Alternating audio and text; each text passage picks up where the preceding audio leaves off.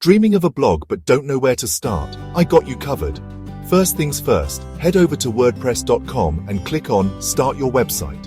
Enter your email, choose a username, and create a password. Boom, you're in. Next, pick a name for your blog. Don't stress, you can always change it later. Now select the free plan. Trust me, it's perfect for beginners. Now let's make it pretty. Click on Themes in the left-hand menu. Browse through the options and find one that screams you. Hit Activate to set it up. Time to customize.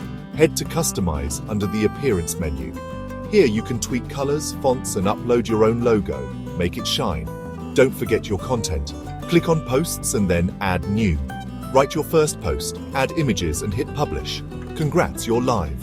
Engage with your audience by adding categories and tags. It helps readers find your posts easily. Lastly, make sure to explore plugins. They can add extra features to your blog, like social media sharing buttons or contact forms. Simply go to Plugins and Add New, and there you have it. Your free WordPress blog is ready to rock. Happy blogging!